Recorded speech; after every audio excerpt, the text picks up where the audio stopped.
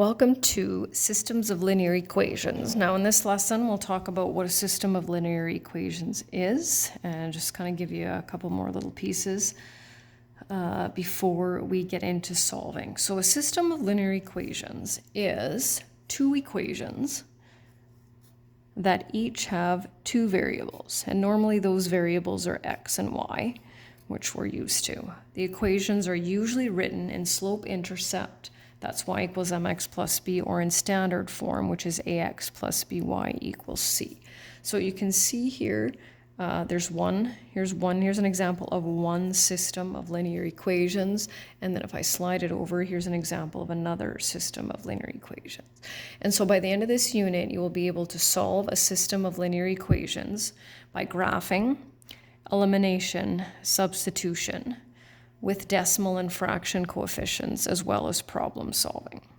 So when we solve a system of linear equations, and sometimes I refer to it as SOLE, it means determining the values of x and y that satisfy both equations. So whatever we determine x is and whatever we determine y is has to make both of these equations true. That means this left side has to equal 4 and this left side has to equal 12. And so what's nice about this is that you'll be able to determine if you have the correct solution, because we can verify when we solve. Sometimes though, if you don't get the right answer, it can be a little tricky to figure out where your mistake is. So for this one right here, we're going to solve by inspection, which is actually not normally a method we use, but just to kind of get you used to thinking about this. So there are multiple possibilities of numbers that will add up to 10. So for example, 9 and 1, 8 and 2, right? But not all of those pairs of numbers, when subtracted, will give you 2. So in order to come up with two numbers that add up to 10 and those same two numbers to be subtracted to give you 2, what do they have to be? X has to be 6 and y has to be 4. Now, can we switch that? Can x be 4 and can y be 6? Well, we can switch them in this one because 4 plus 6 equals 10, but 4 minus 6 does not equal 2, it equals negative 2.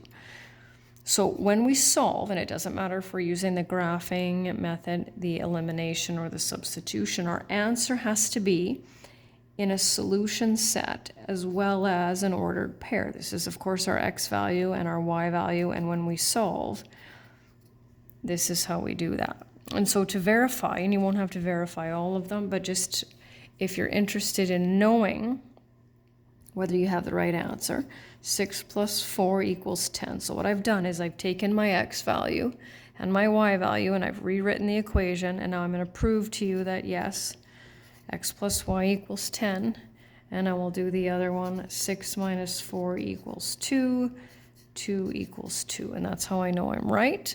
And then we'll just do another quick one, solve by inspection. So we have to come up with two numbers that when added together give us 18, and when subtracted give us 14, and those numbers are 16 and 2. And we'll just do a quick verification with that. So 16 plus 2 equals 18. 18 equals 18. And then 16 minus 2 equals 14. 14 equals 14. And then the last one for this one is the different types of systems. And this is going to come into play here for sure by the unit exam. But I'm just going to go over this. So there's a few different scenarios when it comes to having two lines on a graph. And so we're going to look at that. The first one, now usually students will say perpendicular, which is good. However, I prefer to refer to it as just intersecting. So it doesn't matter how they intersect. And I hope you can see that. Yeah, it looks like you can. So we're going to call them intersecting lines. So it doesn't matter if they intersect at a 90-degree angle. Now, and this is what we're going to do when we figure that out. So when we solve by graphing. So when we solve by graphing, you're going to graph two lines. Where they meet, That's going to be the solution. The x-coordinate and the y-coordinate of the point where they meet is the solution to this system. Now, it's hard to tell because I didn't make it line up very nicely, but the ones that we graph will line up nicely. So that means that there is one solution because they intersect at one point. Now, what do we know about slopes of these lines? And I'm not looking for actual values, I'm looking for different or the same. So if you look at these lines, are they going to have the same slope or different slopes? Well, we can see that they're going to have different slopes because one of them, of course, will be positive, one will be negative. And what about y-intercepts? Where will they cross the y-axis? Well, you can see that it's going to be different. Now, it can technically be the same, but the only way that works is if the point in which they intersect is on the y-axis. So then the second scenario, just gonna, slide that over here, is parallel. And that, of course, means that those lines will never ever touch. This isn't going to be perfect, but hopefully it'll work. Because I didn't use a ruler, right? Parallel lines. And so if the solution is the point or points where they intersect and these lines never intersect, what does that mean? There are no solutions. And so what do we know about the slopes of parallel lines? Well, they are the same, and clearly their y-intercepts have to be different. And then the last one, which is really, really tricky for students to get, is overlapping lines. So where we have two of the exact same line, and I'll show you here in a minute what those equations look like, overlapping lines. So I'm just going to use a different color here. So it's like, right, there's that one. And that one. Now, since every point on that green line will line up exactly with every point on the pencil line, there are an infinite number of solutions. Why is that? Well, because they are in fact the exact same line, which means that they will have the same slope and the same y-intercept.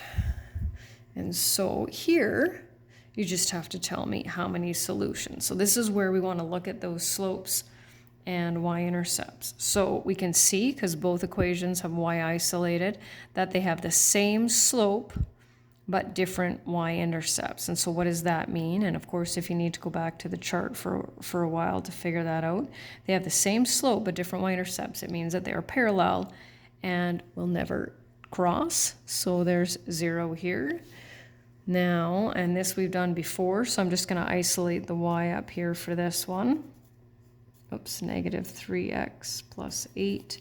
So y equals 3x minus 8. This one's already isolated, so I'm now comparing this one to this one. And I can see that I have different slopes and different y-intercepts, which means that they will intersect at one point. And here, so here's an example of, and if you just look, because if I divide each of these coefficients by 2, I will get the exact same equation as equation number 1. And so that's an example of what can happen when we have overlapping lines. So if I isolate y, I'm going to get 1/2 x plus 4.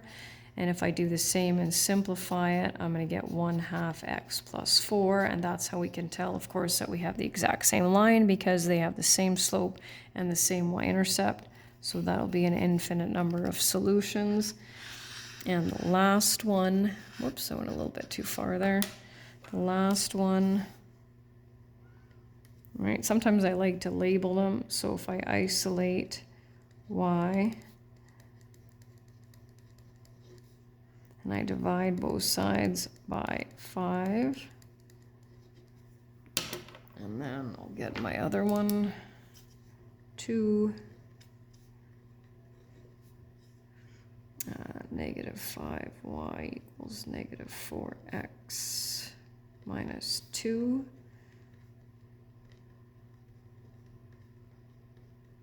Right? So I can see we have different slopes and different y-intercepts, which means that we will have one solution. And that's the end.